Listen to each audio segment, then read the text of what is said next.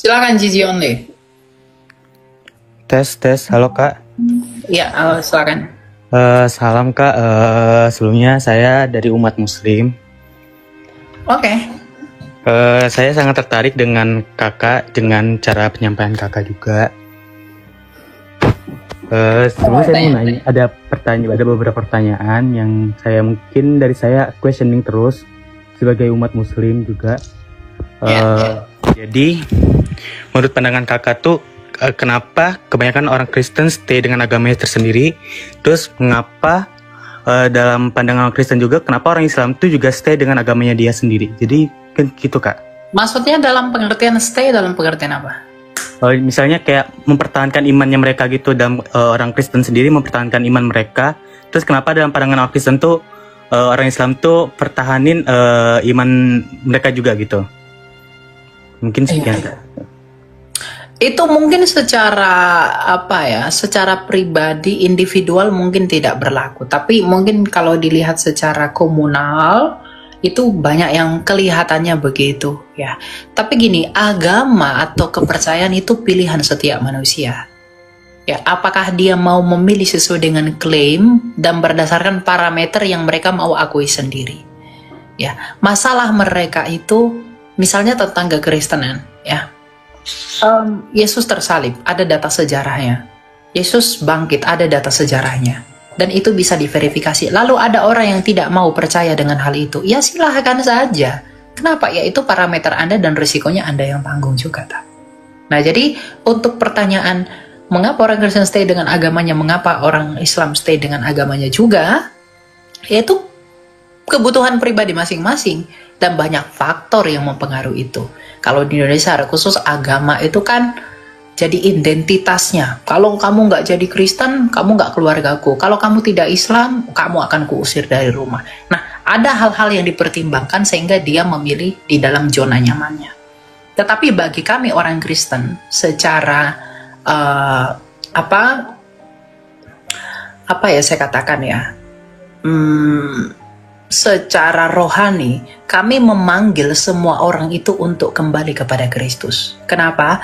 Karena di dalam teologi kekristenan, semuanya diciptakan oleh karena Kristus menurut gambar Bapa, yaitu Kristus. Kolose 1:15. Dan kami memandang orang-orang yang di luar Yesus ini adalah orang-orang yang dalam tanda kutip belum mau menerima kebenaran penuh dari yang ilahi. Jadi, kebebalan hati orang lah yang membuat mereka menolak Kristus. Makanya tanda akhir zaman bagi orang Kristen itu adalah ketika Injil sudah diberitakan ke seluruh dunia. Masalah mereka terima, mereka menolak, itu urusan mereka. Dan mereka akan dihakimi oleh karenanya. Tapi kalau mereka mau terima, mereka akan hidup di dalam rahmat ilahi. Mereka tolak, mereka akan dihukum oleh karena dosa-dosa mereka sendiri. Karena kekristenan itu bukan agama, tapi kekristenan itu adalah kerajaan. Bagaimana dunia yang penuh dosa yang dikuasai oleh kerajaan kegelapan ini, itu diberi harapan oleh terang yang abadi dan terang yang sejati, yang keluar daripada Allah itu sendiri, yaitu Yesus Kristus, yang adalah firman Allah yang mengaku sebagai terang dunia. Itu iman kami. Ya, tanpa menambahkan embel-embel ini, itu, tanpa yang begitu. Gitu. Ya, jadi itu mungkin lebih subjektif jawabannya, karena tidak bisa diwakili secara komunal untuk disimpulkan sampel-sampelnya harus demikian banyak enggak.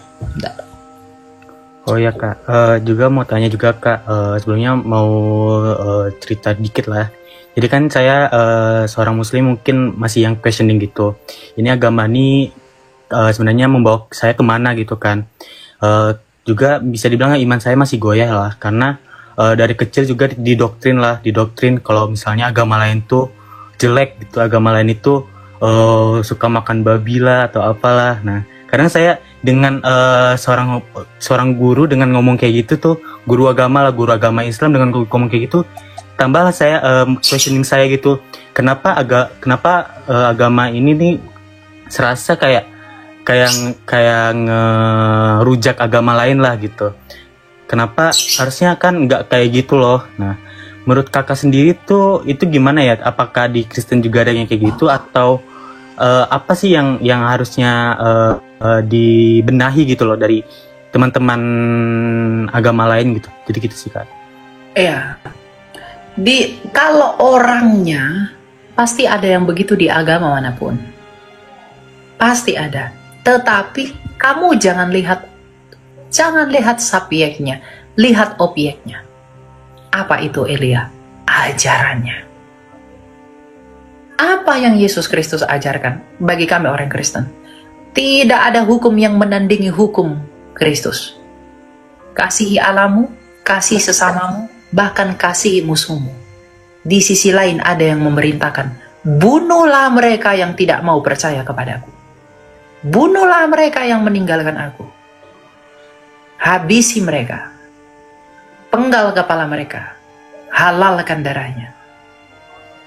Itu pengajaran. Jadi jangan nilai dari orangnya, nilai dari ajarannya. Makanya Tuhan Yesus berkata, Matius 7 ayat 16, dari buahnya lah kamu kenal mereka. Nilai dari ajarannya dan siapa yang kamu imani. Harus dari situ dinilai. Kalau kamu nilai orangnya, di Kristen banyak orang gabrek tuh banyak. Orang gak jelas, gak benar di Kristen tuh mengaku Kristen banyak.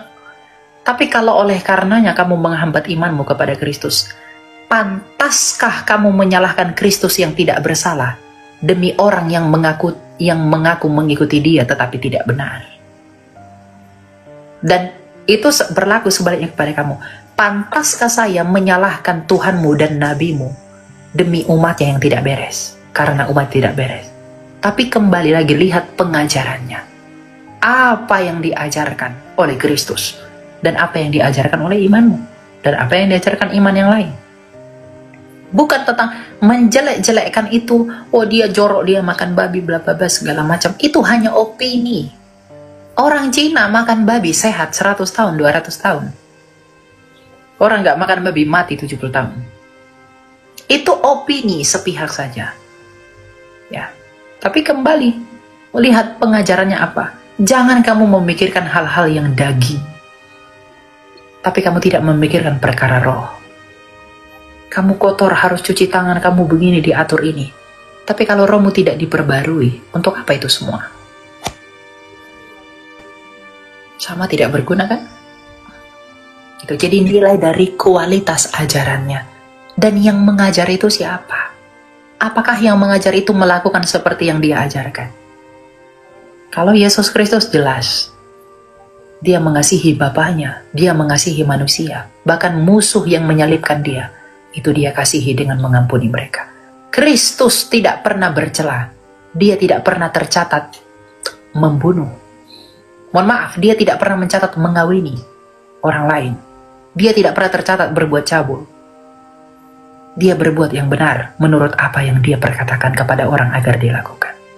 Karena berbuatlah demikian, seperti yang kau kehendaki agar orang lain berbuat kepadamu. Kristus mengkehendaki agar orang lain saling mengasihi.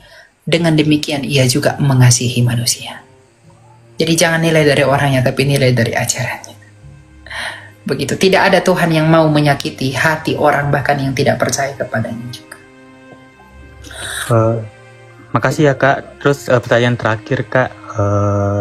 Ini terakhir, jadi Kakak Elia sejauh mana sih mempelajari agama lain gitu untuk membandingkan lah istilahnya, membandingkan atau meyakini iman sendiri gitu. Kadang kita kayak perlu memvalidasi ajaran agama lain biar ajaran kita tuh lebih valid gitu. Nah, betul. Kalau kakak sendiri itu sejauh mana sih bisa kayak kakak belajar agama Islam atau belajar agama Buddha gitu, sejauh mana kakak mempelajari itu agar bisa memvalidasi misalnya seperti agama Kristen kekristusannya, terus atau di agama Islam kayak iman-iman tajwidnya dan segala macam gitu Kak. Jadi sekian Kak. Oh ya. Saya mengimani, saya belajar banyak agama. Saya belajar banyak iman. Tetapi apa yang membuat saya memilih Kristus dan menjadi Kristen? Saya punya hak untuk memilih agama apapun. Karena itu hak azasinya saya. Tapi kenapa saya memilih Kristus? Karena begini.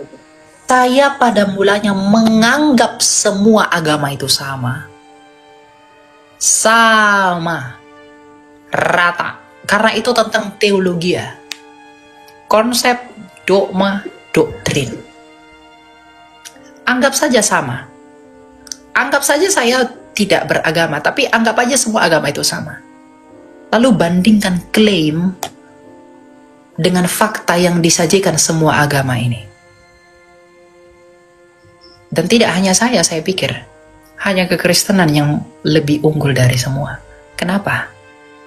Yang pertama, kekristenan itu tidak berbicara pengaturan di dalam dunia yang berdosa, tapi tentang keselamatan roh. Bagaimana kita ke depan? Yang kedua, apa yang diklaim oleh Kristus itu dilakukan olehnya. Anggaplah agama semua sama saja. Semua sama-sama menawarkan surga. Kamu ikut aku, kamu masuk surga. Kamu ikut aku, kamu masuk surga. Yesus menawarkan surga. Tetapi hanya Yesus yang mengalahkan kematian melalui kebangkitannya. Yang lain tawar surga, yang lain tawar surga. Tapi tidak kalahkan kematian dulu. Mungkinkah kita ke surga kalau kita mengalami kematian? Kekal karena dosa. Kemudian dari histori. Kenapa saya milih kekristenan? Ingat bro, kekristenan itu tidak muncul sekonyong-konyong begitu aja. Kita spesifik Abrahamik misalnya. Anggaplah Islam bagian Abrahamik. Islam, Yahudi, Kristen. Abrahamik. Nah, saya belajar 3 agama ini. Mohon maaf, Islam ini saya tidak masuk. Kenapa? Di luar Israel. Sedangkan janji itu di dalam Israel. Antara Yahudi dan Kristen. Islam lahir di tanah Arab, bukan di Yahudi. Mazmur 147 ayat 19-20, janji itu kepada Israel. Ini tereliminasi. Kristen sama Yahudi. Kenapa saya milih Kristen? Karena Mesiasnya sudah datang. Menggenapi apa yang ada di perjanjian lama. Yahudi sampai sekarang menunggu. Untuk apa saya menunggu yang tidak pasti demi dia yang sudah pasti? Ya. Jadi kenapa saya memilih kekristenan? Karena kekristenan itu konsisten di dalam klaimnya dan konsisten di dalam penggenapannya. Apa yang digenapi di perjanjian baru, itulah yang disingkapkan di perjanjian lama.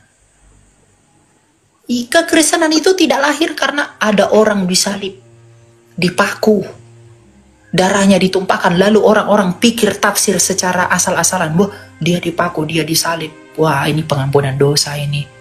Oh, dia Tuhan ini karena berbuat mujizat. Wah, dia bangkit, pasti masuk surga kita. Dia bangkit, otomatis maut itu dikalahkan. Kita akan masuk surga. Percaya kepada dia. Enggak begitu iman Kristen itu.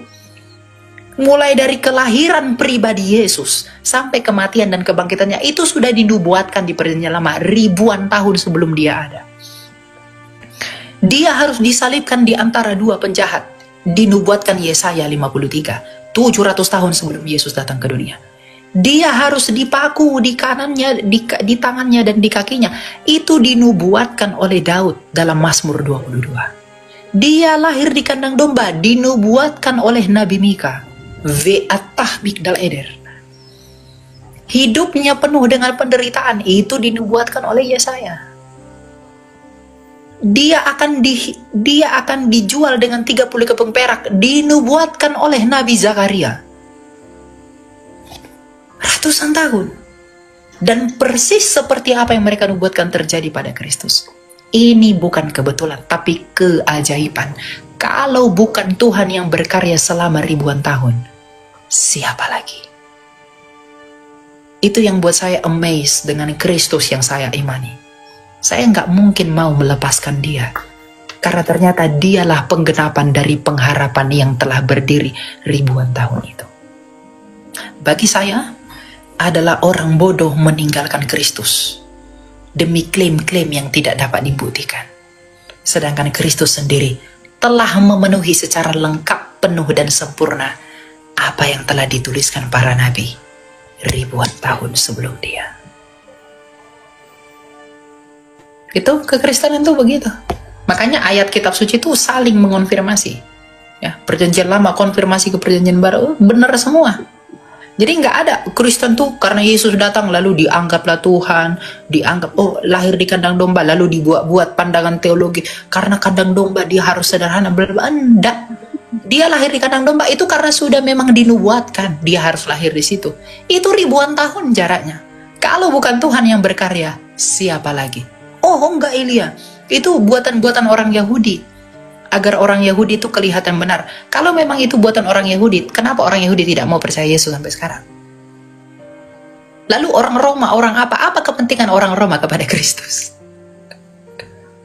Apa kepentingan orang itu kepada Yesus? Apa kepentingan orang Yunani kepada Kristus? Itu dongeng-dongeng Yunani. Untuk apa Rasul mati demi dongeng? Kalau memang itu tidak terjadi demikian. Nah, makanya saya katakan, martirnya para rasul itu menjadi bukti betapa kagumnya mereka atas keajaiban pribadi yang bernama Yesus Kristus ini. Sehingga mereka rela menumpahkan darah mereka demi berita mengenai keajaiban itu. Itulah yang kami teruskan. Ya, begitu. Oke Kak, terima kasih Kak. Cukup menjawab, gak mencukup sih, sangat menjawab sih menurut saya. Boleh terakhir lagi nggak Kak? Ini kayak subjektif sih, subjektif aja. Pandangan Kakak yang bagi yang nyerang Kakak tuh gimana ya Kak? Soalnya saya pribadi seorang Muslim ya Kak. Kayak kalau misalnya dibalik gitu loh, kayak misalnya ada ulama gitu kan, diserang-serang juga kan, ya sakit hati lah. Apalagi Tuhannya gitu. Sedangkan saya, apalagi di TikTok nih, ada yang ngatain Tuhan Kakak gitu kayak pakai nama-nama binatang atau segala macam itu. Menurut Kakak gimana ya Kak? Kalau secara subjektif Kakak gitu Kak. Jadi menurut Kakak itu gimana ya Kak? Secara subjektif Kakak gitu.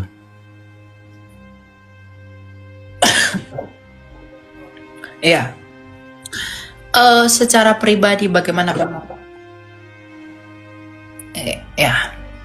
Secara pribadi bagaimana pandangan saya yang menghujat saya secara pribadi? Kata-katain saya, hina saya, fitnah saya. Saya sudah tahu itu akan terjadi. Tapi kenapa saya tetap memilih melakukannya? Karena saya mencintai Allah saya. Saya kagum dengan penyertaannya dalam hidup saya. Maka saya mau berterima kasih sama dia. Dengan melakukan apa yang dia mau, membawa orang kepada dia. Yang Tuhan kami mau adalah bawa orang kepadaku agar mereka diselamatkan. Sebagai syukur saya atas penyertaan dia yang luar biasa dalam hidup saya bawa dia. Dan saya tahu, kalau Kristus saja dihina, dicaci, dimaki, dia yang tidak berdosa saja dicaci, dimaki, lalu siapa saya yang berdosa ini tidak mendapatkan itu? Tapi di sisi lain Yesus Kristus berkata, Tuhan yang sama berkata, berbahagialah kamu yang dianiaya oleh karena namaku. Jadi kalau saya dianiaya oleh karena nama dia yang saya beritakan, saya dihina, dicaci, difitnah orang, saya harus berbahagia. Itu kebanggaanku. Jadi kalau aku dihina orang, dicaci orang oleh karena nama Yesus, karena saya memberitakan nama dia, gak masalah. Toh saya juga mengabarkan Injil tidak dengan menghujat orang lain. Saya menginjili orang tidak dengan menghina agama tertentu. Saya mengabarkan Injil tidak dengan mendiskreditkan agama tertentu. Saya tidak sebut merek apapun, saya tidak sebut nama nabi siapapun. Saya menyebarkan Injil itu tidak dengan menghujat, mencaci, memaki, ngotot-ngototan, enggak. Saya melakukannya dengan santun. Tapi kalau kesantunan saya itu dibenci oleh karena Yesus yang ada labelnya yang saya bawa, saya harus berbahagia. Karena itu ucapan Tuhan saya. Apa yang saya dapat?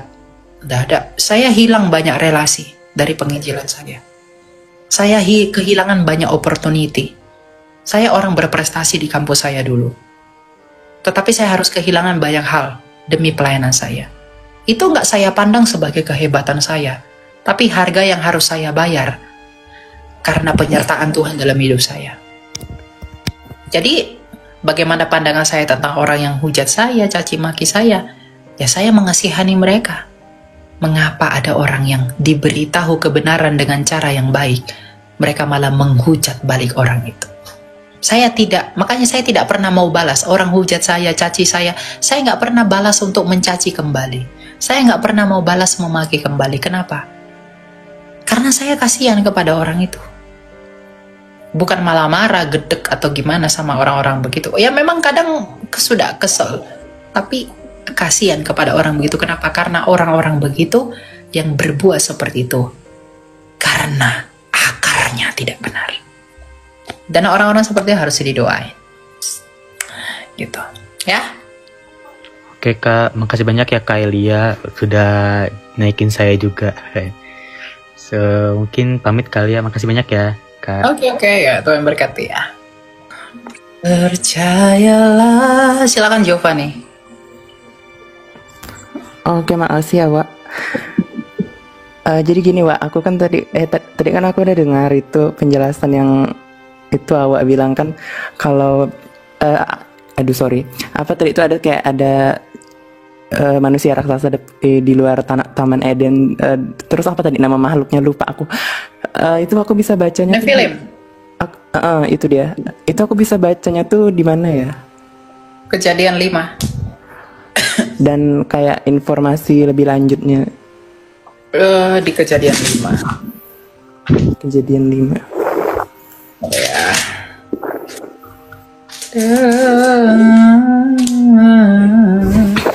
Kejadian 6 ya, mulai dari kejadian 5 sampai kejadian 6. Kejadian 6 ayat 3 dan 4. Pada waktu itu dan juga kemudian ada orang-orang raksasa di bumi ketika anak-anak Allah menghampiri anak-anak perempuan manusia dan anak perempuan itu melahirkan anak bagi mereka.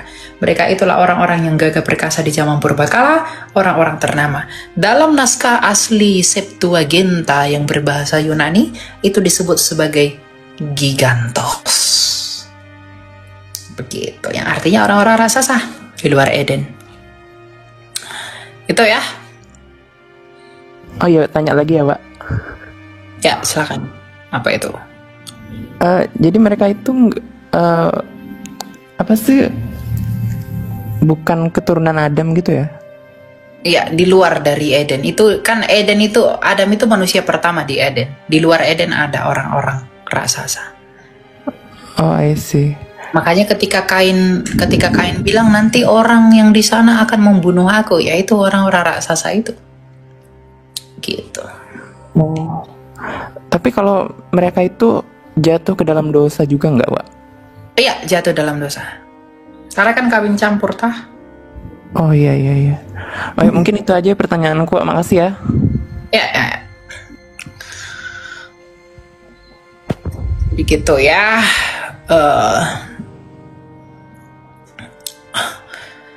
Kayak lu paling suci aja. Oh tidak. Justru ketika saya mewartakan Yesus, justru karena saya jauh dari kata suci. Makanya story-story saya di TikTok itu kan, kasihanilah saya, Tuhan ingatlah akan aku, kasihanilah aku. Saya memberitakan Yesus bukan karena saya mengaku suci, bukan karena saya merasa suci. Saya mewartakan kebenaran Allah bukan karena saya merasa suci, tapi justru karena saya yang tidak layak ini, saya yang hina dan yang kotor ini, oleh karena kasih karunia disucikan menurut kemauannya, oleh iman. Nah, saya tidak mau menikmati ini sendirian. Saya mau kamu juga, orang yang berdosa seperti saya, orang yang kotor seperti saya, orang yang hina seperti saya, juga dibenarkan dan dikuduskan oleh iman kepada Kristus. Saya tidak mau nikmati sendiri. Saya mau bagi-bagi kamu roti hidup ini, saya mau bagi sama kamu. Tapi kamu tolak ini, kamu lebih pilih bangke daripada roti hidup. Nah, itu urusanmu, bukan urusan saya. Gitu. Ya. Oke, kalau gitu kita sampai di sini dulu ya teman-teman ya. Sepertinya ada kontraindikasi dalam perut saya ini, ada asam lambung saya kayaknya mulai naik ya. Thank you banget buat yang ngikutin saya, udah nonton ya, udah tap-tap layar, kalian hebat, dan juga yang udah support saya. Yang mau saya sampaikan adalah bahwa begini teman-teman, Oh, thank you Kak Ariel ya, thank you. Yang mau saya sampaikan begini sebagai penutup. Iman kepada Kristus itu adalah kekayaan orang percaya. Perkenanan Allah di dalam Yesus Kristus adalah kekayaan Allah, kekayaan kita. Nah, orang selalu bermegah dengan kekayaannya. Saya punya mobil ini, saya punya rumah besar, saya punya pacar cantik, saya punya berlian, saya punya emas, saya punya ini. Orang berbangga dengan kekayaannya. Nah, kalau bagi kita orang Kristen, perkenanan Allah di dalam Yesus adalah kekayaan. Lantas mengapa kamu tidak bangga memiliki Kristus? Banggalah memiliki Dia. Karena di luar Dia, kita nggak bisa berbuat apa-apa. Layanilah Dia dengan segenap hatimu, dengan segenap akal budimu, biar kita mengerti apa yang Dia kehendaki dalam hidup ini. Dia tahu siapa kita, Dia tahu bagaimana kita, tapi yang Dia kehendaki di atas semuanya itu adalah kita merendahkan diri, merendahkan hati, dan datang kepadanya. Ya, jadi tetap melayani Tuhan apapun itu. Layani Dia apapun pekerjaanmu, kamu dokter, guru, polisi, apapun pekerjaanmu, kamu layani Tuhan di dalam pekerjaanmu itu. Lakukan semuanya dengan takut akan Tuhan. Agar apa? Agar buah-buah pekerjaanmu itu mendatangkan kemuliaan bagi Bapamu di dalam Yesus Kristus. Tuhan berkati, kita ketemu lagi dalam lain kesempatan. Bye-bye. Shalom. Ya, thank you ya teman-teman ya.